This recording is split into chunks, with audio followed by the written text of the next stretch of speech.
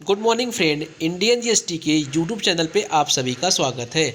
जी हाँ फ्रेंड, अगर आप लोगों ने भी अपना जीएसटी 3B का रिटर्न फाइल नहीं किया होगा तो आप लोगों को भी एक नोटिस देखने को मिल रही होगी, जीएसटी 3A की नोटिस दोस्तों। तो दोस्तों आप लोगों को मैं बता दूं, अगर आप लोगों को नहीं पता है तो जीएसटी 3A एक सिस्टम जनरेटेड नोटिस है दोस्तों। बट फ्रेंड, आपको इसे हल्के में नहीं लेना है, क्योंकि दोस्तों ये आपके जीएसटी के पोर्टल पे भी अवेलेबल होगा, आप उसे डाउनलोड कर सकते हो। एज वेल एज ये आपको मेल पे भी भेजा गया होगा, आप अपने मेल पे भी देख सकते हो।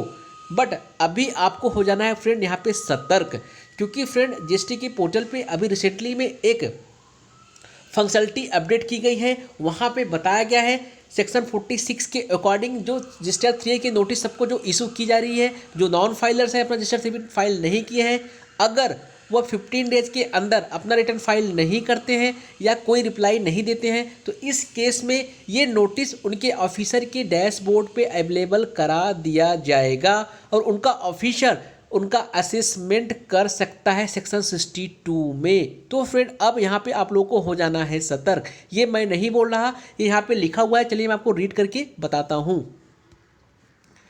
Notice in form GSTR 3A for non-filing of GSTR 3B return. Section 46 of the GST Acts provides for issue of notice to return defaulter. The said notice to return defaulter in form GSTR 3A have been issued through system for the defaulter of GSTR 3B return for the tax period of November 2020. If the defaulter failed to file return within 15 days at the issue of the said notice, the list of defaulters shall be made available on the dashboard of tax authorities in assessment section 62. देख लो यहाँ पे ये लिखा गया है कि अगर 15 days के अंदर आप इस नोटिस का रिप्लाई नहीं देते हो या अपना रजिस्टर 3B का रिटर्न फाइल नहीं करते हो, इस केस में ये आपके रजिस्ट्री ऑफिसर के पोर्टल पे डैशबोर्ड पे अवेलेबल करा दी जाएगी ये नोटिस, और आपका ऑफिसर आपका असेसमेंट कर सकता है सेक्शन 62 में। तो दोस्तों सेक्शन 62 में कैसे आपका असेसमेंट होगा ये भी आपको रीड करके बताता हूँ। लेकिन अगर आप लोग चैनल पे नए हो मेरे, तो चैनल को सब्सक्राइब नहीं किया तो चैनल को सब्सक्राइब कर लीजिए और बेल आइकॉन को भी दोस्तों प्रेस कर लीजिए, जिससे जीएसटी से रिलेटेड सारे आपको यहाँ पे नोटिस और अपडेट मिलता रहे। तो चलिए दोस्तों बढ़ते हैं सेक्शन 62 की तरफ। यहाँ पे मैं आपको सेक्शन 62 रीड करके फ्रेंड यहाँ पे बताते हैं। Section 62 subsection 1 of the act provides that where a registered person fails to furnish the return even after the service of a notice under section 46, अगर आपको सेक्शन 46 का नोटिस आया है और आप फिर भी अपना रजिस्टर 3B का रिटर्न फाइल नहीं करते हो विदिन 15 डेज में या रिप्लाई नहीं देते हो, तो in that case the proper officer में proceed to assess the tax liability of the said person to the best of his judgment. इस केस में प्रॉपर जो ऑफिसर है आपकी लायबिलिटी असेस कर सकता है, अपने बेस जजमेंट के अकॉर्डिंग आपका डेटा वो मान लेगा और आपकी लायबिलिटी असेस कर देगा, आपकी लायबिलिटी डिटरमाइन कर देगा। आगे क्या लिखा है, the relevant material which is available या which he has gathered and issue an assessment order within a period of 5 years. दोस्तों आपके ऑफिसर के पास 5 साल का टाइम होता है, 5 साल के अंदर वो आपको ऑर्डर इशू कर सकता है और अपनी पूरी कार्रवाई कर सकता है। और जो ऑर्डर इशू करने वाला है ASMT में, ASMT 13 में वो आपको ऑर्डर इशू कर सकता है असेसमेंट के लिए विद इन 5 ईयर्स, 5 साल के बीच में, 5 साल का उनके पास टाइम होता है।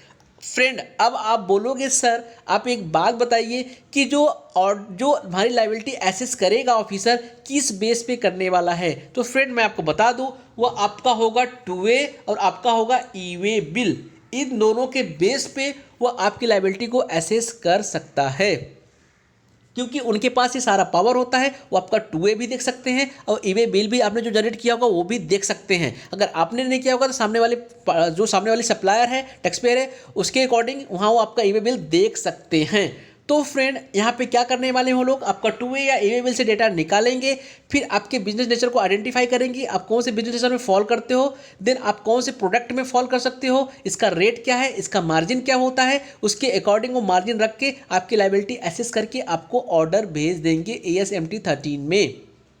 अगर दोस्तों इसके बाद भी आपको ऑर्डर भेजने के बाद भी यहाँ पे क्या बताया जा रहा है, provide that where the registered person furnish a valid return within 30 days of the service of the assessment order order भेजने के बाद भी आपको 30 दिन का टाइम मिलेगा। अगर 30 दिन के अंदर आप अपना रिटर्न फाइल कर देते हो सो गुड, अदरवाइज आपको सारे बुक्स ऑफ अकाउंट्स सब कुछ लेकर के जाना पड़ेगा। इस केस में अगर आप पकड़े गए, कुछ किसी प्रकार का आप डाउट होता है डिपार्टमेंट को, तो आपको penalty, interest, late fee everything charge कर सकता है। तो फ्रेंड, अब आप लोगों को अगर ऐसी नोटिस मिल रही है, आपने रिटर्न फाइल नहीं किया है, तो आपको हो जाना सतर्क। आपको बिल्कुल लापरवाही यहाँ पे नहीं करनी है। आप या तो अपना रिटर्न फाइल कर दीजिए, या तो कुछ जेन्युइन रीजन है तो आप रिप्लाई दे सकते हो, यहाँ पर आपको दे देना चाहिए। दोस्तों, मिलते हैं फिर एक नए वीडियो के साथ। तब तक के लिए जय हिंद, जय भारत। और अगर वीडियो अच्छी लगी तो लाइक कर देना और चैनल को सब्सक्राइब कर देना।